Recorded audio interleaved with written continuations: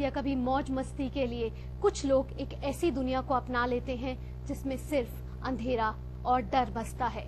ये दुनिया निर्भर होती है गोलियों पर, कैप्सूल्स पर, सूंघे जाने वाले पदार्थों पर या फिर कोल्ड ड्रिंक्स में मिलाकर पीने जाने वाले पदार्थों पर। जी हाँ, ये होती है नशे की दुनिया। ये दुश्मन आप खुद अपने आप अपने साथ लेकर चलते हैं। ये जो जहर होता है वो आप खुद अपने पैसों से खरीद कर पीते हैं। ये नशा आपको कुछ पल के लिए तो सुकून देता है, लेकिन पल पल ये आपको मौत के करीब लेकर जाया जाता है। नमस्कार, स्वागत है आपका हमारे इस खास कार्यक्रम लीगल पॉइंट में। मैं हूं भावना नैयर और जैसा कि आप पहचान ही गए होंगे, आज हम बात करेंगे नशीली दवाओं के दुष्परिणाम की और उसके साथ हो रही अवैध तस्करी के खिलाफ कानून की। और हमारे साथ 4 मेहमान मौजूद हैं स्टूडियो में जो अपने एक्सपर्ट कमेंट्स हमारे सामने रखेंगे और आपके सारे क्वेरीज का सवाल भी देंगे। हमारे साथ शंकर सेन है, ये पूर्व निदेशक है राष्ट्रीय पुलिस अकादमी के और ये पूर्व निदेशक भी रह चुके हैं नेशनल ह्यूमन राइट्स कमीशन के। मिस्टर सेन, आपका स्वागत है हमारे स्टूडियो में। AK जायसवाल साहब हैं, या आप उप महानिदेशक हैं नारकोटिक्स कंट्रोल ब्यूरो से। जायसवाल साहब, आपका भी स्वागत है। सुनील वात्सन है, ये पुनर्वास विशेषज्ञ हैं जो हमें आज एक्सपर्ट कमेंट्स देंगे अपने कि कैसे आप सब, अगर आप नशे के पीड़ित हैं तो आप कैसे रिहैबिलिटेशन करके अपने इस नशे की लत को दूर कर सकते हैं। और हमारे साथ लीगल पॉइंट ऑफ व्यू रखने के लिए हमारे साथ HS शर्मा हैं, आप अधिवक्ता हैं दिल्ली उच्च न्यायालय से। शर्मा साहब, आपका भी स्वागत है। और दर्शकों, आप भी हमारे इस कार्यक्रम के साथ जुड़ सकते हैं। नशे संबंधी या तस्करी संबंधी, इससे जुड़ी तस्करी संबंधी कोई भी जानकारी आप जानना चाहते हैं या आपके मन में कोई सवाल है तो आप हमें कॉल कर सकते हैं। हमारा नंबर आप नोट कर लीजिए। हमारे नंबर्स हैं 23035420। अगर आप दिल्ली के बाहर के कॉलर्स हैं तो हमारे दिल्ली का STD कोड 011 लगाना ना भूलें और हमारा टोल फ्री नंबर भी आप नोट कर लीजिए 1800। But living on the income of the prostitutes is an offense. And act may suppose in any brothel there are minor girls, there is heavy punishment is provided. So first जो करते हैं minor girls होने से they will try to show the age minor नहीं है, age certificate ले आते हैं, दिखाना चाहते हैं minor नहीं है। Number 2, वो जो करते हैं जो particularly there is a, I must admit also, very often there is a linkage between the brothel owners and the police. Such cases, seldom you will find that these minor girls, for that, you know, there is. ये आप मानेंगे कि police की भी सांठ-गांठ होती है? बिल्कुल। चलिए अगले कॉलर जुड़ रहे हैं हमारे साथ। ये आनंद है रांची से। आनंद जी, क्या पूछना चाहते हैं आप?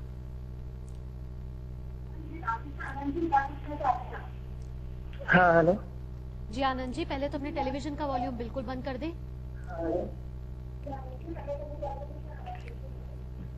हाँ मैम, मेरा कहना था। जी आनंद जी।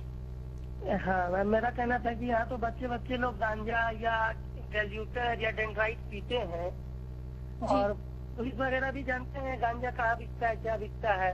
खुलेआम है गांजा, मगर पुलिस भी वहाँ से जाके पैसा लेती है। यहाँ रांची में आप आइएगा तो हर गुमटी में गांजा बिकता है, हर बच्चे गैल्यूटर गांजा पीते हैं, मगर इसका तो कोई रूल ही नहीं है। पुलिस वहाँ से पैसा लेती है, हम किसे बोलेंगे। पहले ही पुलिस पकड़ के 2 घंटे मार के छोड़ दे तो गांजा पीना अगर बिक रहा है तो बच्चे पिएंगे ही। जी जायसवाल साहब, बहुत सरप्राइजिंग, बहुत शॉकिंग कि रांची में बच्चा जो है और जो ड्रग्स जो है वो इजीली अवेलेबल है। क्या कहना चाहेंगे आप कि अब जैसे आनंद जैसे लोग अगर आगे आ रहे हैं तो वो कहाँ का रास्ता अपनाएं और इन बच्चे को बचा सकते हैं? मैं आपको एक चीज बताना चाहूंगा जी। बच्चों के स्कूलों में और हम लोग के दफ्तरों में एक वाइटनर होता है। जो चीज गलत लिख दी उस पर वाइटनर लगा दिया। आप कम से कम 1 साल की सजा है, कुछ क्वांटिटी ज्यादा होगी तो 10 साल की सजा है। तो ऐसे पूरी स्टेट, मतलब इंडिया जो भारत एक राष्ट्र है उसके अलग राज्यों के अंदर अलग अलग कानून क्यों बने हुए हैं? क्योंकि दूसरी बात ना है कि जैसे मैं राजस्थान और मध्य प्रदेश के बॉर्डर पे स्टेशन है, नाम याद नहीं आ रहा इस समय, वहाँ पे क्या कि एक ही स्टेशन का दरवाजा MP में खुलता है और दूसरा दरवाजा राजस्थान में खुल रहा है। तो वहां से एक स्टेट से दूसरे स्टेट में आराम से तस्करी होती है उसकी। और पुलिस मिली है, सब डिपार्टमेंट मिला हुआ, उनको पता है कि वहाँ पे तस्करी हो रही है तो लाखों रुपए हफ्ता जाता है, पैसा जाता है। तो सरकार पूरे राष्ट्र के अंदर भारत में एक कानून क्यों नहीं बनाती कि हाँ भाई भांग और गांजा आपको आसानी से मिलेगा, तस्करी नहीं होगी, या नहीं है तो पूरा बैन कर दो, किसको नहीं मिलेगा। धन्यवाद। जी शर्मा जी, क्या कहना चाहेंगे? मैं इसमें पॉइंट आउट करूंगा कि देयर इज सेंट्रल लेजिस्लेशन। एक तो सेंट्रल लेजिस्लेशन होता है, एक स्टेट लेजिस्लेशन होता है। बिल्कुल। यहाँ पे हम सेंट्रल लेजिस्लेशन की बात करेंगे, लेकिन कुछ डेलीगेटेड लेजिस्लेशन, सबॉर्डिनेट लेजिस्लेशन जहाँ रूल्स मेकिंग पावर होती है। सपोज हम एनडीपीएस का ही एग्जांपल ले लेते हैं। एनडीपीएस सेंट्रल एक्ट है 85 का, लेकिन इसकी जो रूल मेकिंग पावर्स हैं वो सेंट्रल गवर्नमेंट को भी के पास भी है, सेंट्रल स्टेट गवर्नमेंट के पास भी है। तो हर एक state government as per its convenience, as per its consumption अपने रूल्स फ्रेम करती रहती है, उनमें अमेंडमेंट करती रहती है। तो जितनी रिक्वायरमेंट है या जिस हिसाब से सपोज इतनी क्वांटिटी देनी है या नहीं देनी है, उस हिसाब से रूल फ्रेम करते हैं।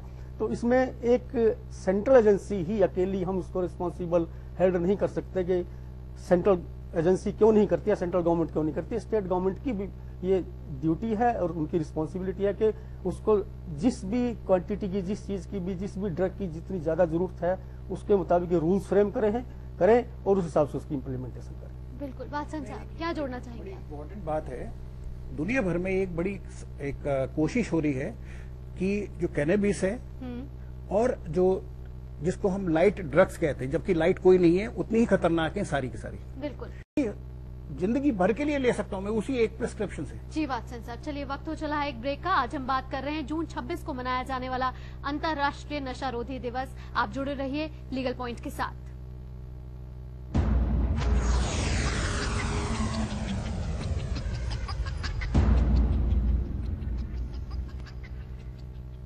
है ये हमारे एक्सपर्ट्स आपको बता ही रहे हैं, और कैसे आप नशे की लत से छूट सकती है ये आपसे, ये आपको वात्सन साहब ने अभी बता ही दिया है। और कैसे आप पुनर्वास की सहायता ले सकते हैं ये आपको वात्सन साहब अभी बताएंगे। वात्सन साहब बताएं कि पुनर्वास की क्या सुविधाएं मौजूद हैं, और अगर एक इंसान को नशे की लत से छूटना है, छोड़ना है, या उसके परिवार वाले चाहते हैं कि जो इंसान नशे की लत में है उसको छुड़ाना चाहते हैं वो नशे की लत, तो किस तरीके से पुनर्वास केंद्र सहायक होते हैं?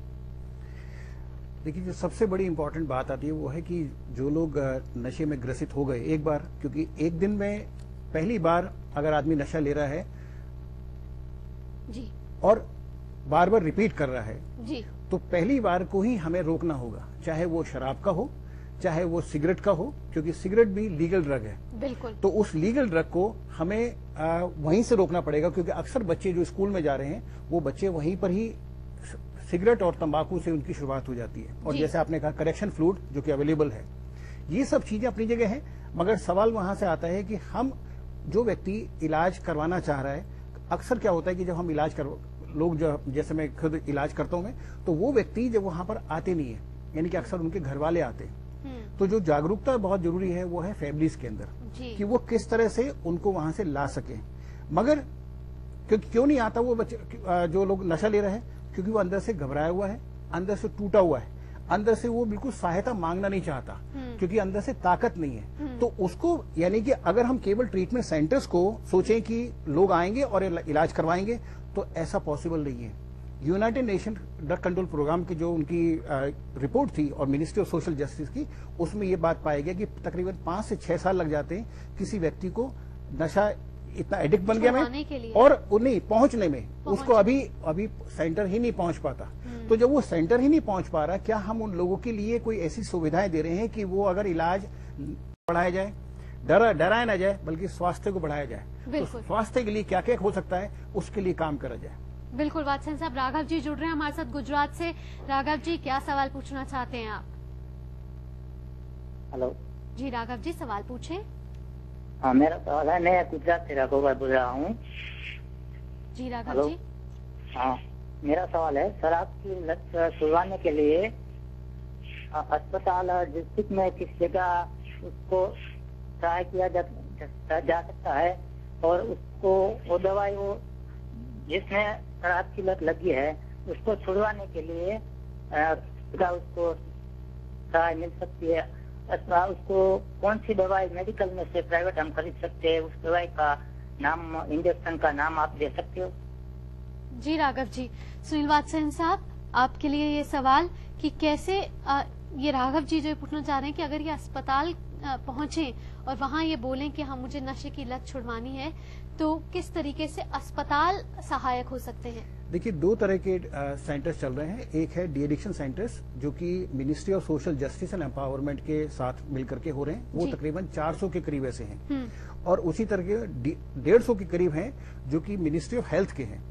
ये सेंटर्स हैं जहां पर आपको, क्योंकि ये बीमारी केवल शारीरिक नहीं है, ये सिरदर्द नहीं है कि दवाई खाइए और आपका हो जाएगा ठीक।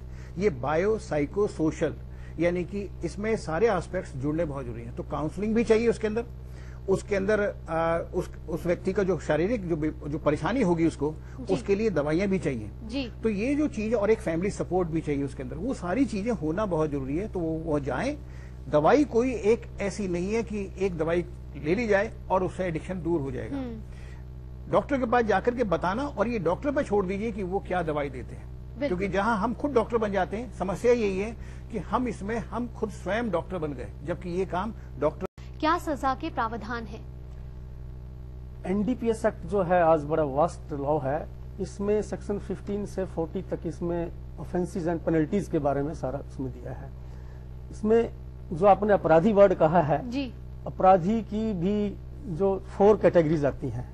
लास्ट कैटेगरी में बाद में बताऊंगा, वो अपराधी मैं उसको नहीं मानता। फर्स्ट जो प्रोड्यूसर है ऑफ द ड्रग्स, उसके बाद जो कैरियर है उसको, ट्रेडर है, नंबर 2 ट्रेडर है जी, नंबर 3 कैरियर, और लास्ट में जो उसका कंज्यूमर है कंज्यूमर। या जो एडिक्ट है। मैं लास्ट को अपराधी नहीं मानता, because he is a victim of circumstances. बिल्कुल, चाहे उसने अपनी एंजॉयमेंट के लिए या मजबूरी के लिए जो कुछ किया है उसके लिए। तो मैं भी एक आर्टिकल पढ़ा था हमारे फॉरगोइंग चीफ जस्टिस वाई के सब्बरवाल साहब का, उसमें उन्होंने कहा है कि should we treat this consumer like a criminal, he says no, we should treat him with love and affection. बिल्कुल। अब इसमें पेनल्टीज और ऑफेंसेस एंड पेनल्टीज, इसमें क्वांटिटी भी डिस्क्राइब की है एनडीपीएस एक्ट में।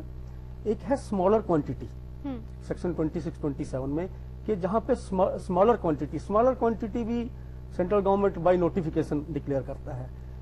इट में बी वेरी लिटिल बिट। उसके लिए जो पनिशमेंट दी है that is up to 6 months और 10,000 रुपए का फाइन है। लेकिन उसके बाद जो क्वांटिटी आती है जी, more than smaller and less than the commercial, उसके लिए हर एक सेक्शंस में हर एक क्वांटिटी के लिए अप टू 10 years इम्प्रिजनमेंट है और 1 लाख रुपए तक उसका फाइन है। उसके बाद जो कमर्शियल क्वांटिटी आ जाती है, जो लोग पेडलर्स हैं, बिजनेस करते हैं, तो उसके लिए है 10 साल से 20 साल तक की है और 2 लाख रुपए का उसका कम से कम फाइन है जी। मेरे प्रॉपर्टी भी है। हाँ, वो सर अलग से आ जाता है। For feature of property separate section deals with that. अगर उस संपत्ति को सीज कर दिया गया है तो कितने साल की सजा हो सकती है?